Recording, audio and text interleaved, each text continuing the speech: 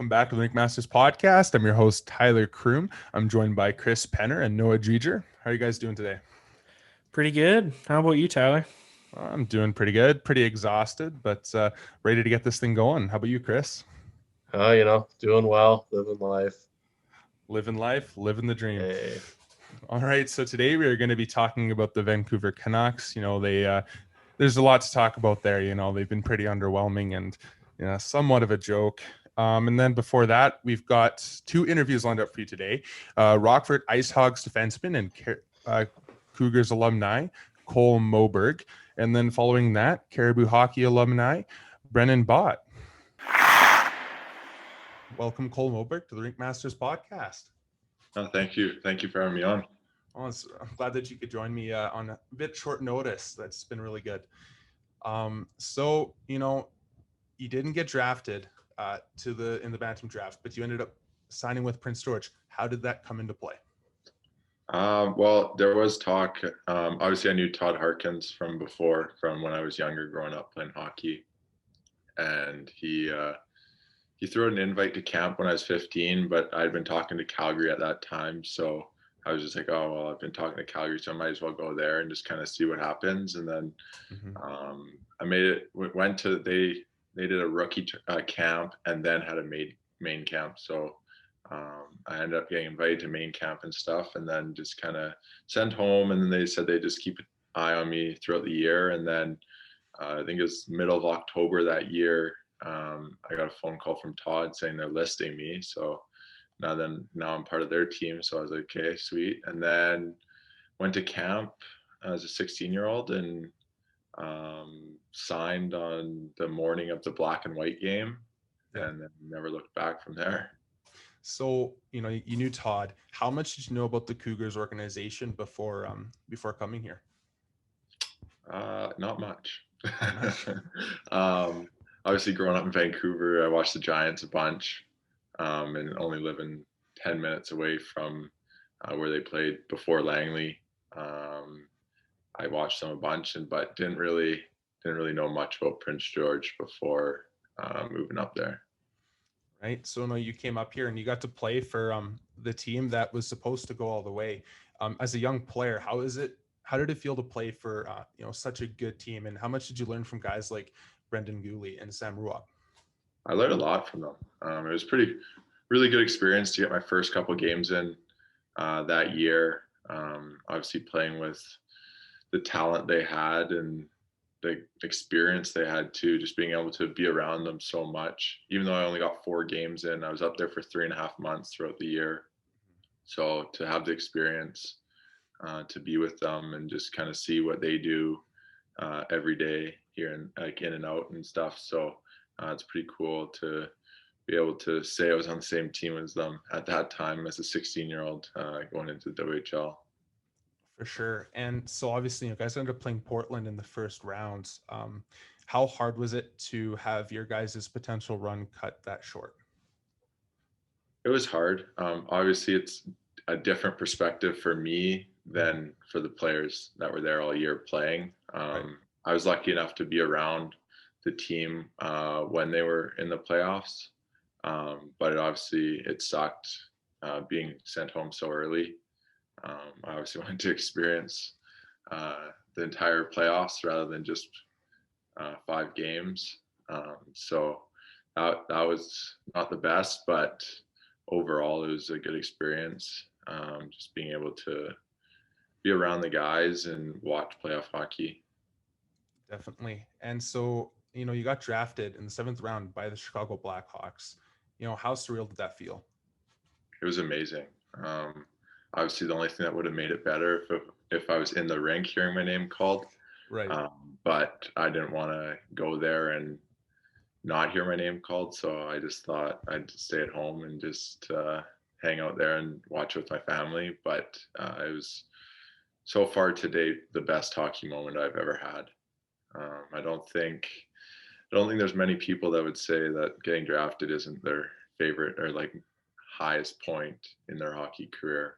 Right. Besides probably playing 1,000 NHL games or your first goal and stuff like that. But getting drafted is by far highest point in my career so far. That's awesome. And so, you played 3 years here. So you really developed into, a very well-rounded high-end two-way defender with an unreal shot from the point on the power play. How, like, looking back on your development here, who made the biggest impact on your development into becoming the player you are right now? Well, all the coaches have made a huge impact on me. Obviously, I came in at 16, and to be honest, I'd never really been taught defense, and I was playing defense. I was a pretty offensive-minded player, playing defense. So, and your first game in there, you kind of realize that you're not going to be able to succeed as a defenseman if you're just focused on offense. So, all the coaches, Mark, Jason, Steve, and Richard, they've all helped a lot.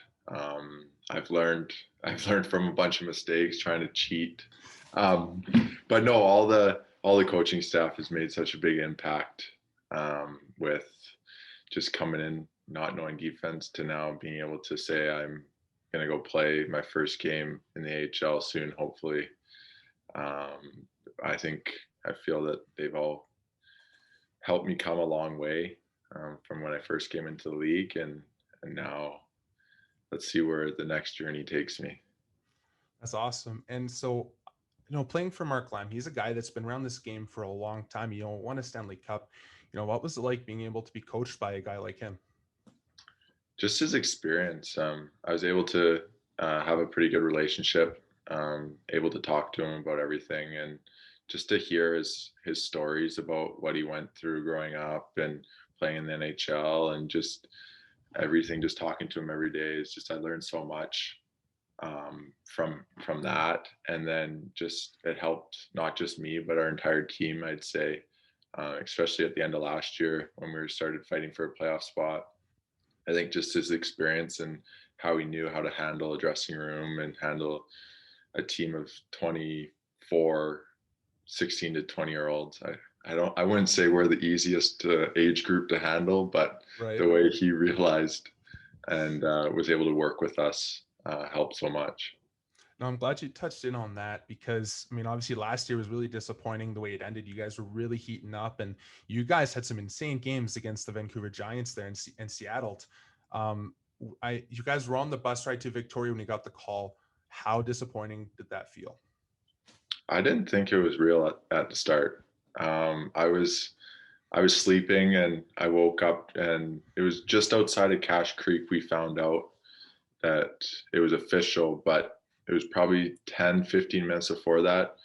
Schottler actually woke me up, and he's like, yeah, our season's postponed right now. And I'm like, what? Like, no, you're lying. Like, what are you even talking about? Right. And then I actually texted Chico and was like, hey, is this like real? And he's like, yeah. And then we get to Cache Creek, and I'm like, hey, there's no way this is real. Like, we're still driving, and then I see an area like where we could pull out and turn around, and we didn't. So I'm like, hey, these guys are just messing with us.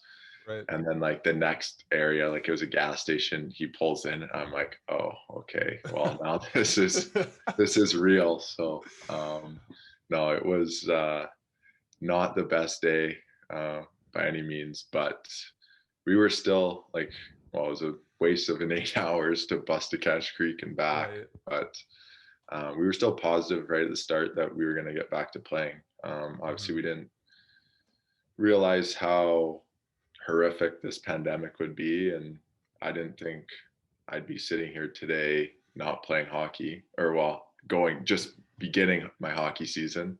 Right. So we were still positive at the start, and then it kind of just, time kept going by, and it was just like, yeah, it's not looking good. It just kept getting worse. So then we're like, well, then we have to accept our new normal, I guess it is, where you're just day by day. You never know what you're going to get the next day. For sure. And obviously, there's a bit of a mental struggle there, right? You're anticipating for a season that, isn't coming. And obviously, that now there's the training aspect.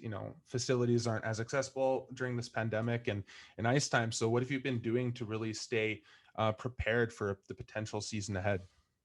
I've been pretty lucky. Being in Vancouver, I've had my trainer at the gym for the last 4 years now. And as soon as we got back, I think he set us up with like workouts we were able to do at home. And then I think within 3 weeks, we were back in the gym, just a small group. There's 4 of us and there's no one else in the gym.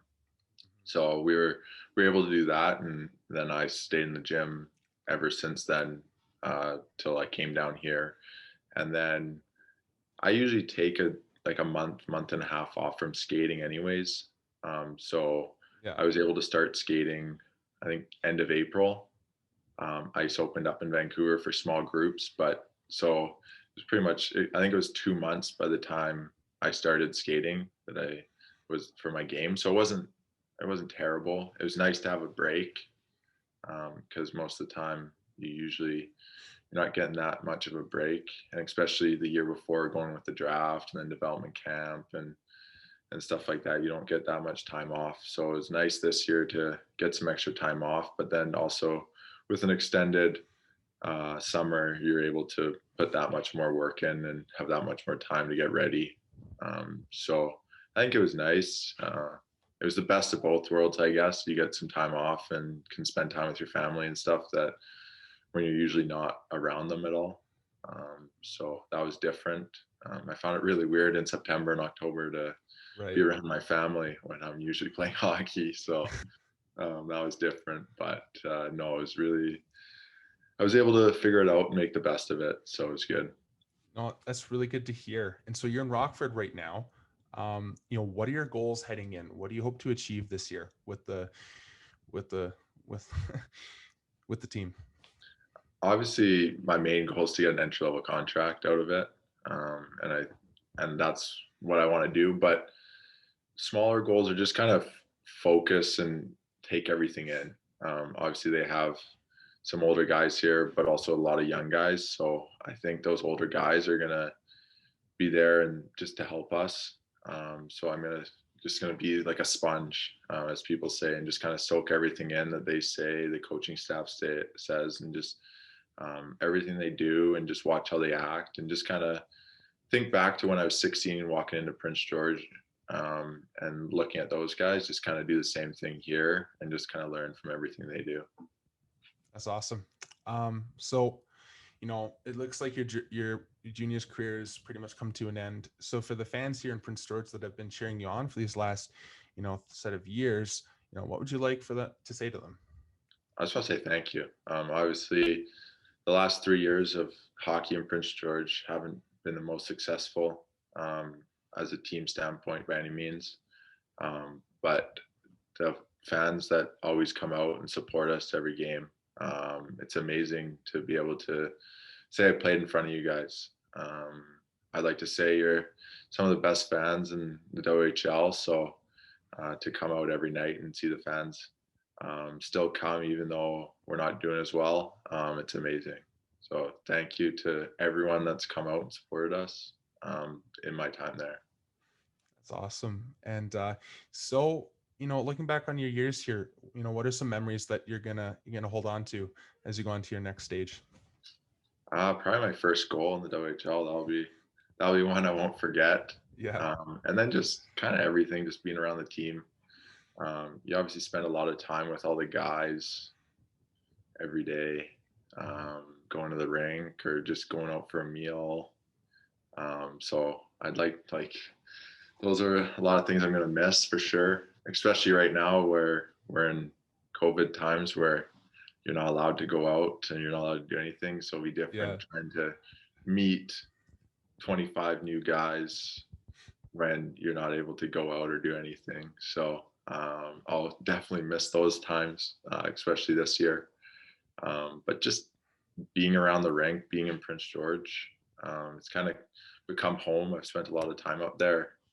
So those are some of the things I'm going to miss the most. That's awesome. Well, thank you, Cole, for these well thought out answers and for joining me for an interview today. Yeah, thank you for having me.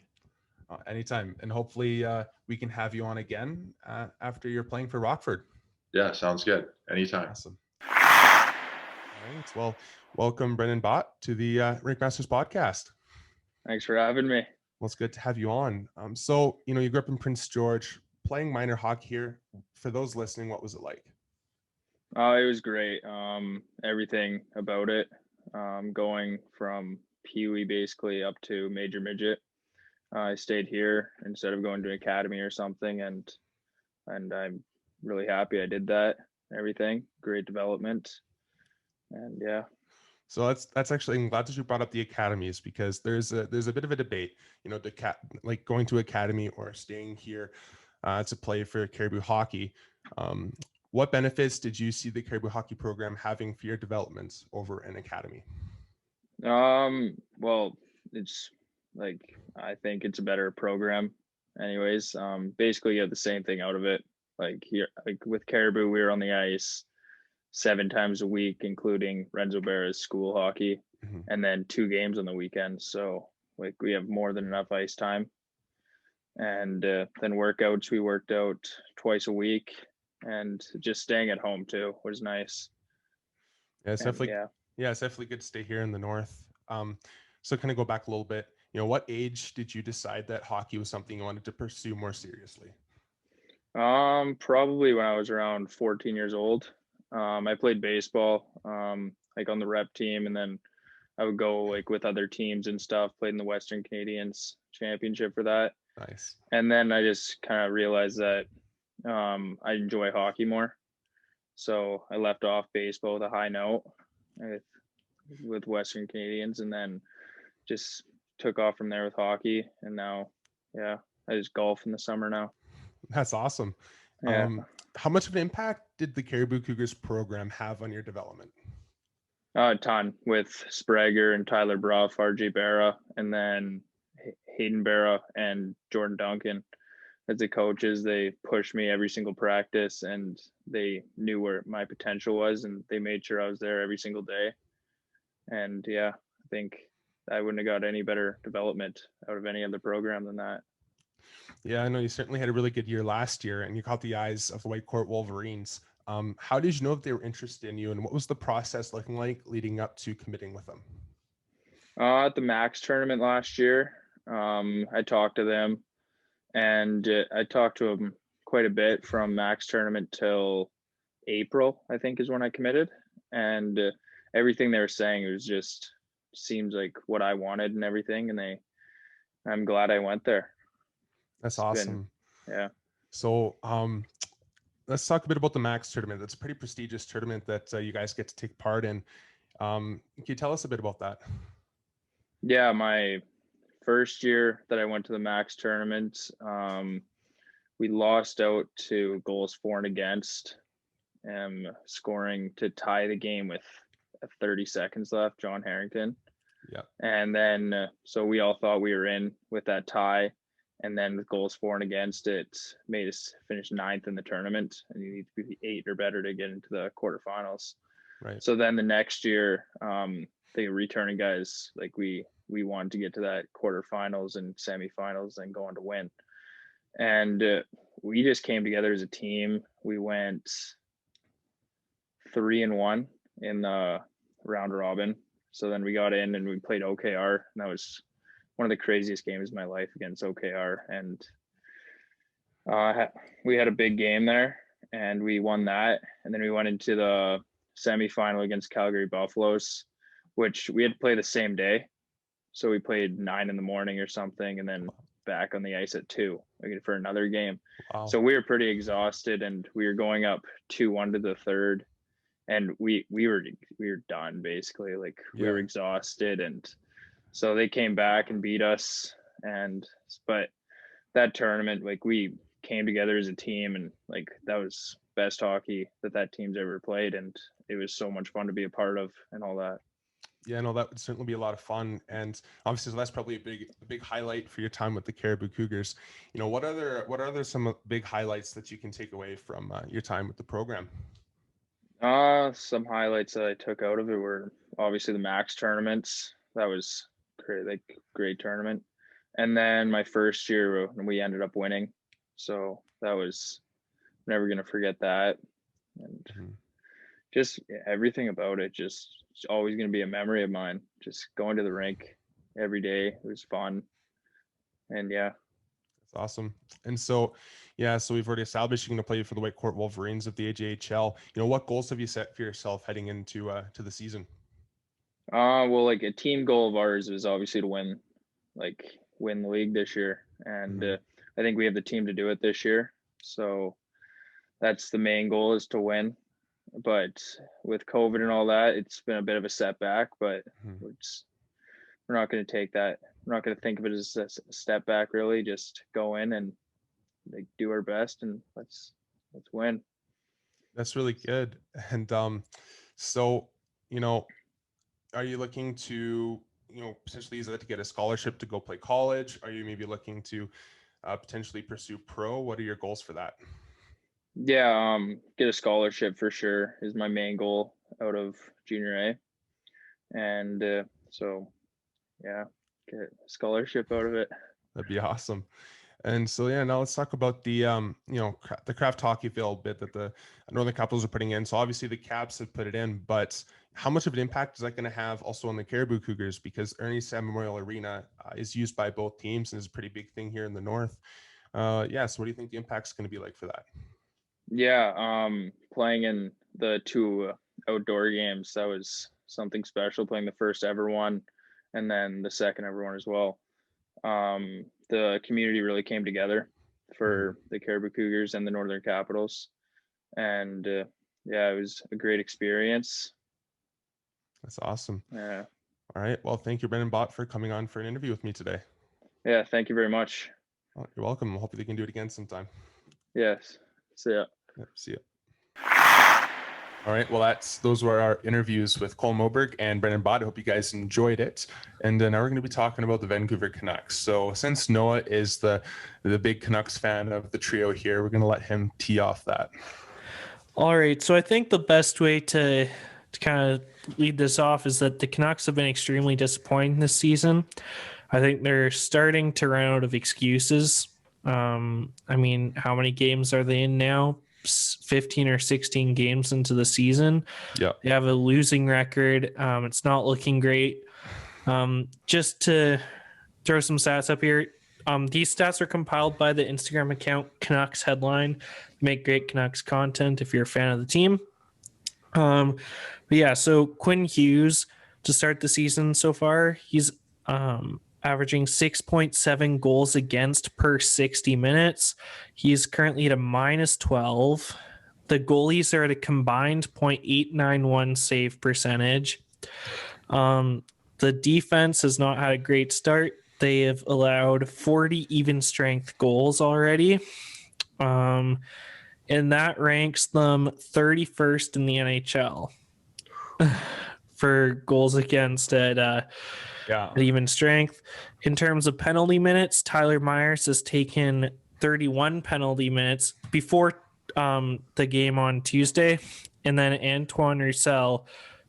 game on Monday, and then Antoine Roussel had taken 27. The roost is loose. I know. Roussel and Gaudette, this one surprised me, actually. They've been a terrible duo. So the line Roussel, Gaudette, and Virtanen, they're averaging 4.2 goals against per 60. And then the Roussel, Gaudette, McEwen line was averaging 4 goals against per 60. So that's pretty bad. Then the defense is allowing in total 3.9 goals against per game, which is ranked 30th in the NHL. And then they were also allowing 36 shots against per game, which was 31st in the NHL. So it's not looking good for the Canucks so far. So Tyler, what do you think is the biggest single change they need to make to try to turn things around? So I've been thinking about this a lot, right? Because, there's been some inconsistencies in their effort offensively. Their defense it's in the doghouse. We've already established that. Their goaltending is not the issue. I've quite liked what Demko and Holtby have been able to do, given the support that they have. I think it's got to be something to do with the defensive coaching, because ultimately I don't think the defensive structure has really been that good. And even heading into seasons before, defense was always a concern. Like this isn't a new problem. This is a reoccurring problem. I just think it looks worse given the injuries and not having Tanev there, because Tanev's a guy that's been on that blue line for a decade, right? So I think that's a big impact. Is it Nolan Baumgartner that does the defense? I think so I say he needs to go. I don't think it's Green. I'll be honest. I don't, because everything I know about hockey defense instills confidence throughout the lineup. If your defense is bad, your team's not going to play good. Your forwards aren't going to play good. If your defense is playing good, your offense is going to look a lot better and a lot more clean. So that's the problem, and I think that's what they need to fix. I know, Chris, obviously you're biased as a Flames fan, and you don't want the Canucks to turn it around, but what do you think they have to change? Yeah, no, honestly, it's not a bad, I don't mind seeing them struggle, but at the same time, it's like it gets to a point now where they got to do something. And, like I said, they're giving up like you said, they're giving up the most shots in the league per game. That ain't going to do it. Because like I said, the goaltending hasn't been an issue. Well, it has been. It hasn't been like stellar. They haven't been like stealing games for them. But at the same time, yeah, it's the defense. Because if you're hemmed in your own end, you're playing from behind each game. You can't be chasing the game every single night. Because if you're chasing the game, it just makes it so hard on your team to just try to rally the troops and come back every night. That's just not going to work in the NHL. So I think they definitely need to. I think it's the defense. I think there's not much else. Obviously, the forwards do need to get going a little bit too, but it all starts in the back end. Yeah, well, and just add on to that, you can see the Canucks when they're trying to exit the zone and start the offense. Their zone eggs. The way they exit the zone is not clean. It looks extremely dysfunctional, and it just almost seems like they're handicapped in that department, which it doesn't make sense. And this is why I believe it's the structure, because when you have guys like Quinn Hughes and Nate Schmidt, even Tyler Myers, these are guys that can get the puck out of the zone. They've proven to do it with other organizations. Why can't they do it in Vancouver? I think that's a very valid question to make. Yeah, it doesn't make a lot of sense because they're good players. And honestly, I think a lot of people in the Canucks kind of fan base kind of shit on Tyler Myers. But I think he's actually been one of the more decent players on the Canucks this year. Yeah. But it doesn't make sense why they're struggling, because it's not say just Quinn Hughes. It's all of them, right? Because Hughes has had a poor start, and he's obviously a guy that people are going to focus on more. But it's everybody. So I think it's structural for sure, and it's something where that defensive coach might have to get canned. Yeah. Yeah. So I agree. I think Baumgartner, was that his name? I think that is. I can't remember if there's a T in there. No, there is. Baumgartner. Yeah. I think he needs to go. I also think the Canucks need to take a risk on a pairing with Hughes. I think that just throwing him with Ben, as much as he's a more stay-at-home guy, he hasn't been brutal, but it's not working with Hughes. He's allowed a ridiculous amount of goals at even strength, and his plus minus is terrible. I think they need to take a risk with the pairing. I think that it's at this point, throw him with Schmidt, throw him with somebody who has that leadership as well. Ben, from my understanding, he's more of a quiet guy in the locker room. Yes, he's experienced, and that is important, but I don't think he's quite the vocal leader and experience that Hughes could use in a pairing. I think that's part of it.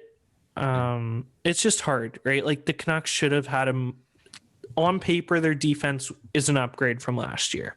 Yeah. Granted, Hamonic was just placed on the LTIR. I'm not sure if you guys saw that. So that's a bit of a hit. And I think part of the issue that the Canucks have had is that they had an idea of how they wanted their defensive structure to look heading into the season, and they haven't been able to get that. Yeah. I think that's part of what's hit them, and part of what's handicapped them, right? Because if you have a way that you're planning on basing your system, if they're going into the season, Hamonic is going to be Hughes' partner. right? He obviously wasn't able to get training camp soon enough, right? They didn't get that ready to go. So he wasn't able to settle in with the players. He wasn't able to get to know them. And then obviously, he's had injury trouble, right? So that isn't good. And then they've been just messing with the defense ever since. I mean, Chatfield's looked decent. Yeah, considering it's his first season in the NHL. He's had a few cameos, if I remember correctly, but like I don't think there's an easy answer. I mean, lots of people are calling for Benning's head. At this point, it would just be fire Benning to just get a new change of leadership, try to galvanize the players a little bit. Like I think that's a desperation move. And I think that the Canucks are trying to avoid that. I think that part of the blame needs to go to the Aquilinis. Because as much as people want to blame Benning for signing those bad contracts, I feel like there was a lot of organizational pressure to get those players to try to compete for those years, right? Yeah, we want to compete, right? And I think there's organizational pressure. And I think the Canucks have always been that because we still haven't won a cup 51 years in now, right? Like we're 51. This is our 51st season. We haven't won a cup yet. We've come close so many times now. It's felt like we've had the good team that just can't quite get over the hump. I wonder if there's that organizational pressure. No, we need to compete. We're just retooling. We're not rebuilding, right? Putting that pressure on Benning. So, I don't know. I don't think there's an easy fix for the Canucks. I think lots of it's the mental game right now, and they need to get out of their own heads. And see, Vancouver Canucks fans don't make it easy. No, it's terrible. Canucks Instagram is brutal right now, guys. Canucks, I have to say, Instagram, it's brutal. Canucks Twitter, Canucks Facebook. Here's the deal. When you're an organization, of course, one of your biggest concerns is ticket sales. And if your fan base is constantly yelling at you and pressuring you to fire people or to trade people or to try and compete, it makes it very hard. And I think what Vancouver needs to do is I think they need to keep Benning. And I know it's not a popular opinion, but look at his draft record and look what he's done with so little. I think that it would be very, very important for them to keep him around. And honestly, because it's very easy for an organization right now to fall into the pressure and make a knee-jerk reaction move and fire a piece that they didn't need to fire. They need to be patient and they need to make sure they've pinpointed the exact problem and fix the exact problem. Otherwise, you're going to make that problem a whole lot worse. Because it doesn't matter who the GM is. If Baumgartner's truly the problem and their defensive structure, well, that's not going to change. If you've just fired Benning, what's that going to do? The new GM's still going to have some rough contracts. They're still going to have the same major players to sign, right? And I think that part of it is that the players, the leadership group that they have hasn't stepped up in the way that they've needed to, right? Yep. I think that part of them was just frustrated that they lost to Foley, Tanev, and Markstrom, and I think they're living in that disappointment still. There needs to come a point where you say, this is not working. That sucks. Let's move on, right? We're not getting them back.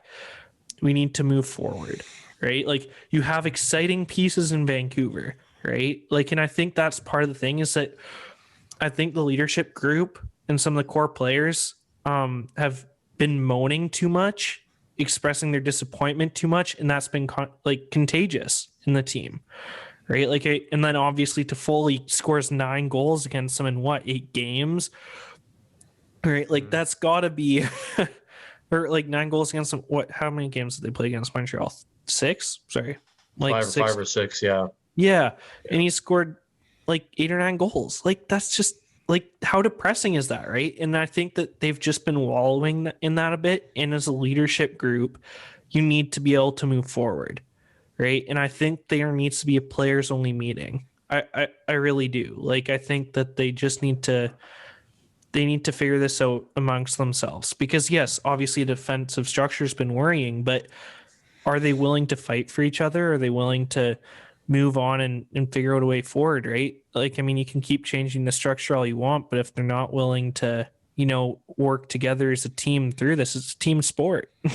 I think there's somebody who said as much as you can blame Benning for everything, you can't blame him for them not necessarily playing together on the ice. Sure, you can blame them for not necessarily keeping a leadership piece that they would have liked, but that doesn't give them an excuse to play all individual. Do you know what I mean? Yeah. Like, Yeah. I don't know. What are your guys' thoughts on that? It's the biggest thing for me is adversity, because it doesn't seem like they can deal with adversity. I think it's the biggest thing for teams that you see win the cup is they're able to deal with adversity through the season. There's so many teams where something will happen and this team can bounce back and get on track without, going into a big slump or letting the team, turn into a dumpster fire, right? So I think it's the adversity for them. They're not able to deal with that adversity, and I think that's really killing them. I do agree with the players only meeting. The Flames, they held one, and ever since that, we've looked like a somewhat better team. So I think that's definitely an option for sure. And if then that doesn't work, then you go from the coaching staff and go from there. But it's not Jim Benning, because Jim Benning, getting rid of him, what's that going to do? Nothing. So No. I think he's being used as a scapegoat, even by the players. Like, Yeah. I really do. Like, I think they're just like, Jim Benning screwed us. We lost 10 of Markstrom, like, in Stetcher and Toffoli. Like, those are big guys in our locker room, and we lost them. Like, how could you lose them? Well, yeah, and some of the insiders too, like on Twitter, have been putting fuel into that fire because they're saying the same thing, and it's ironic because they would have, and this is my problem with this whole thing. Benning, people always blame Benning, like he's been blamed basically for the last 4 years for every single thing that they didn't like, but now. So if you were to sign Markstrom to that contract and Tanev, and then now you have to expose Demko at the expansion draft, lose Demko to Seattle, and not have the money to re-sign guys like Hughes and Pedersen, that would be blamed on Benning too, right? Well, it's stupid. Yeah. It's just stupid. I'm sorry, it's ridiculous. Well, and they're going to blame him for the bad contracts with Myers, Roussel, Beagle, Eriksson. It's like, okay, especially with the Eriksson one, that's the biggest one that's pissing me off, is a bad contract that Benning signed. He had just come off a 30-goal season. Yeah. And he had shown amazing chemistry with the Sedins playing for Sweden. Yeah, that nobody. How could you have expected that move to explode in their faces so badly? Yeah, nobody was projecting Louis Eriksson to fall off, and actually, a lot of people had figured his game would age like fine wine because he was a speedy, skilled player. He didn't rely on size to bully other players around on the ice. Like Lucic fell off a cliff, right?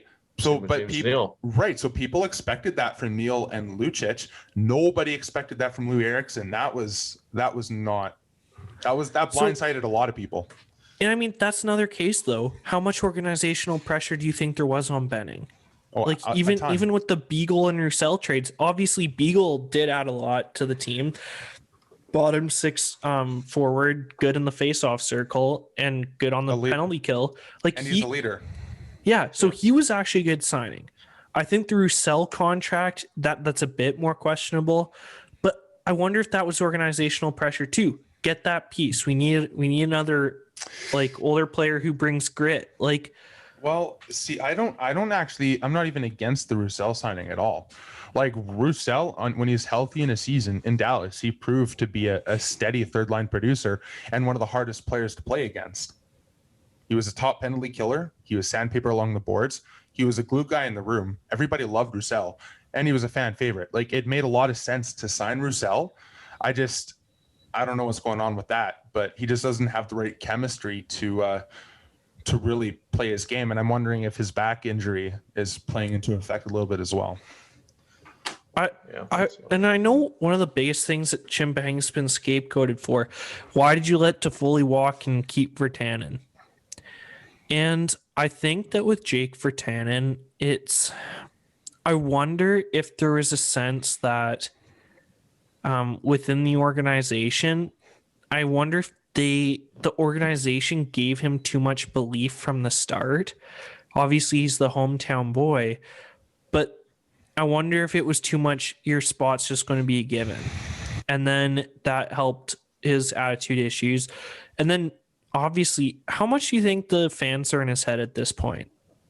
Like, I mean, obviously the team's struggling and people are saying, oh, Virtanen needs to go, but the whole team's sucking right now. Like, Hughes is technically on paper and he's minus 12. Doesn't he have like 12 points in 15 games or 13 points in something like 15 games or something like that? Like, he has an amazing point production, but he's still a minus 12 or high or worse now. Right? Yeah. Right? Like, where are the people calling for Hughes to be dropped to the third pairing because look how bad he's playing? Right? Like, where are they calling for him to be scratched? Well, Virtanen has been an organizational scapegoat for fans for the last 3 years. Well, that's my point, though, is that like this season, is it just a continuation of that? Is it really justified? Because the Canucks just can't figure anything out. Can you really blame that on Virtanen? No, I don't think it's justifiable. Like, and I said it from the beginning, like, I do like Virtanen's game. I mean, last year he was able to play in the top 6 and provide scoring depth and work the power play. Like, he didn't look like a bad player. So I don't see where fans can make the conclusion that, you know, it was a mistake to not re-sign Toffoli and keep Virtanen for $2 million, because the reality is Virtanen was looking like that top 6 winger that they needed. And like, you can't just not give him a chance. You know, he was a high pick, and at this point, if they need to give him those opportunities, otherwise he's really not going to have any chance to really grow into that role, right? It's just unfortunate that the state of the team is right now, that's not even able to happen.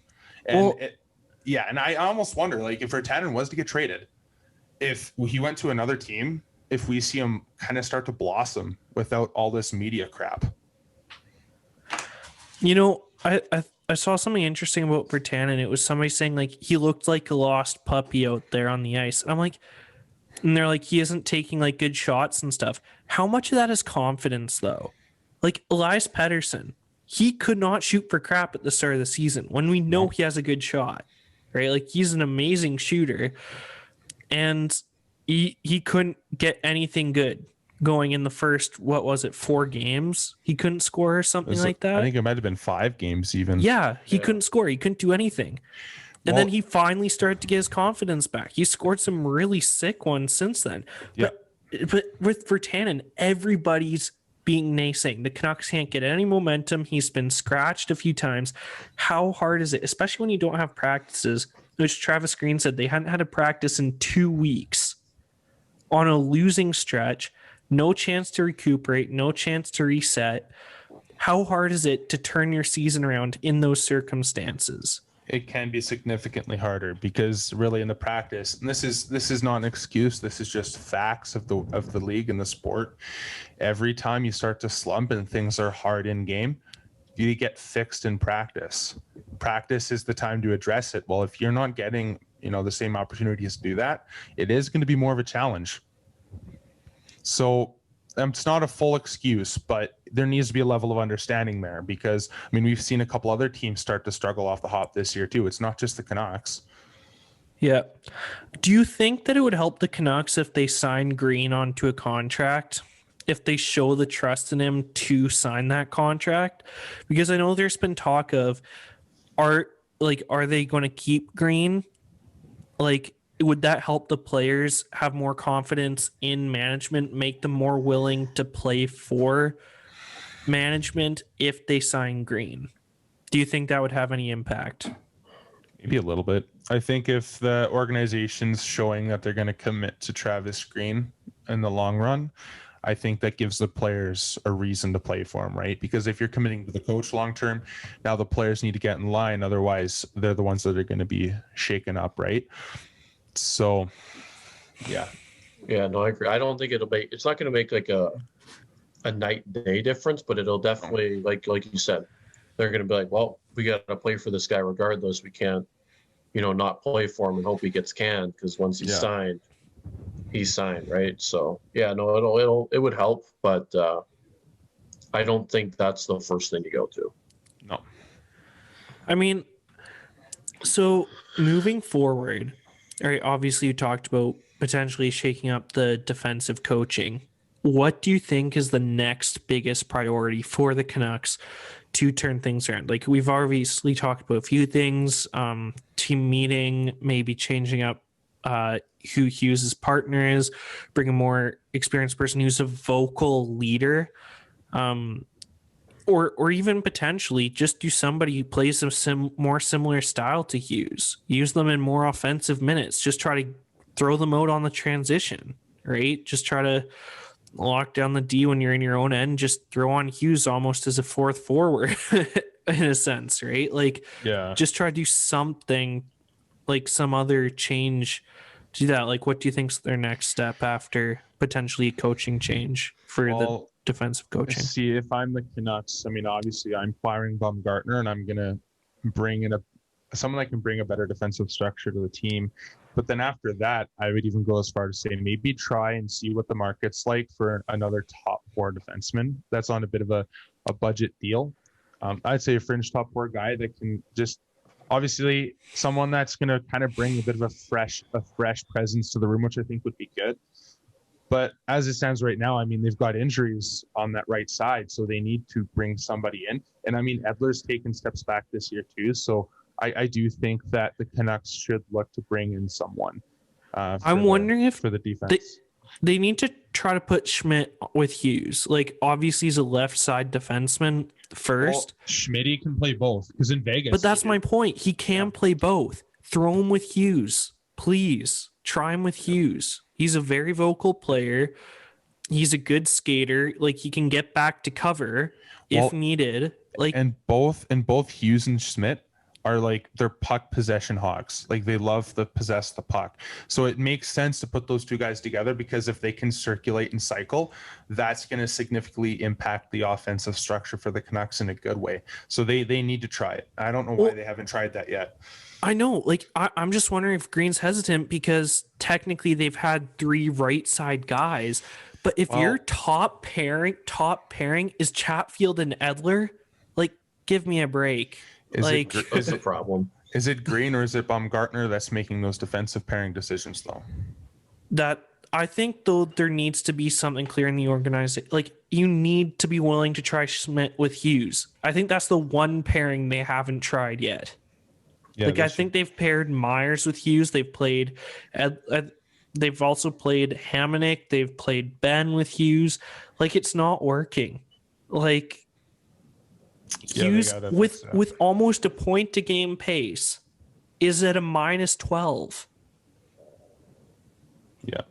Like, that's doesn't make any sense. Like Jordy Ben shouldn't be playing with him. I'm sorry, but when I think of Jordy Ben, I think of a 5 or 6 defenseman who can play some penalty kill minutes and can do something in limited ice time, not play with your top defenseman.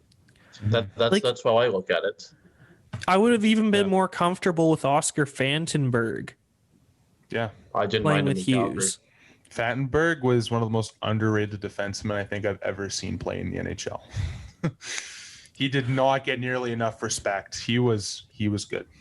But yeah, like, I think that Schmidt, he needs to be given a chance to play with Hughes. I think that that's the pairing that needs to happen in Vancouver, especially with Hamonic now on the LTIR, or play Yule Levy with Hughes. Play somebody who plays a two-way game with Hughes, because I think that will make a huge difference.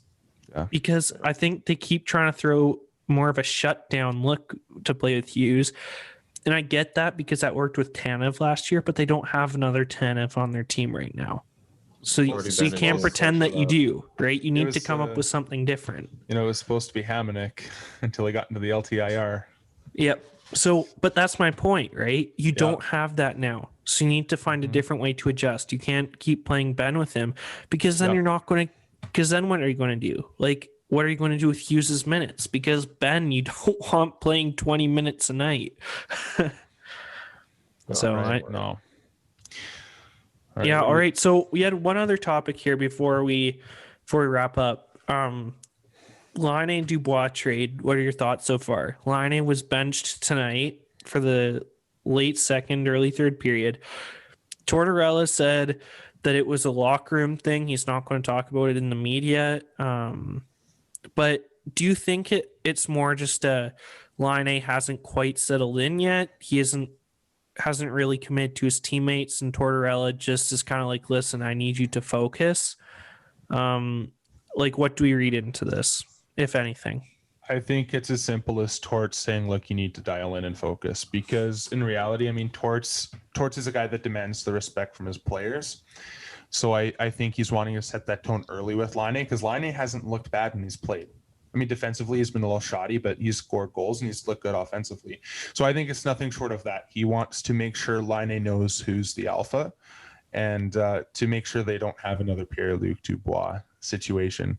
I know lots of people are saying, "Oh, it's another Pierre-Luc Dubois situation." I'm not convinced yet because it's so early. I think not enough times passed for that to happen. People just like to make things to be so much bigger and more dramatic than they really are. And as much as people say, yeah, and what's funny is all the people saying Tortorella's a terrible coach and that he doesn't get the best from his players.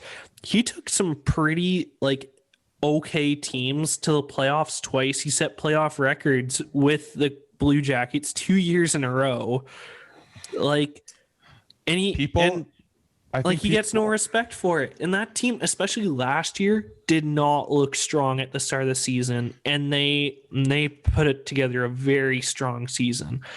Well, so I think Chris would agree with me on this. It's the reason why most people don't like Torts is because he's pretty straight up with what he's thinking. You know where you stand with Torts, and Torts doesn't just hand things out for free, and he wants you to earn it. And I think that's a pretty unpopular thing in today's world. But I think Chris can finish it off. Yeah, no, I think a lot of people want things, sugar coated to them and given the easy way, and I'm not about that. I think Tortorella is kind of the last of his kind in the NHL, and it'll suck when he's gone. But I love the guy, love his press conferences, love the way he goes about things. And with Patrick Laine, who said, I think it's just to set the tone with him. It's nothing more than that. I think he's liked what he's done, but I don't think he's completely bought into everything. So once he does that and gets going, I don't think there's going to be an issue, because I think Tortorella does respect what Patrick Laine has done and his skill set too offensively.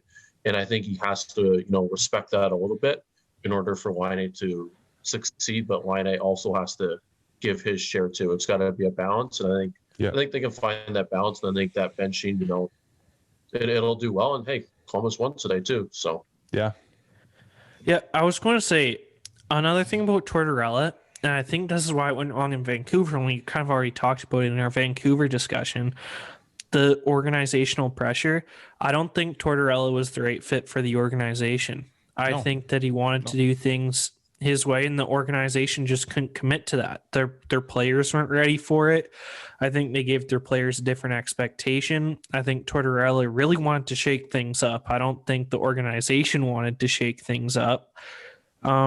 Which just makes you question why would they ditch Vigneault and then bring in Tortorella when they really wanted to keep the status quo, especially when they ended up firing Gillis not long after. I mean, that's partly why I was talking about earlier, why they can't give in to the fan pressure and they need to hold out and be a little bit patient, because that's exactly where my mind went to. They made a rash decision and canned the wrong guy first, right? Because Gillis was the problem. He didn't draft for crap, and he left the cupboards dry. So Gillis needed to go. It wasn't Vigneault. I think if they kept Vigneault around and built around the core they had previous, I think they probably could have been back in the Stanley Cup Finals personally. But that's just why they need to not, jump the gun and give in to fan pressure. They need to make sure they make the right, smart hockey decision. Which is, I think, why Columbus has been able to turn it around under Tortorella.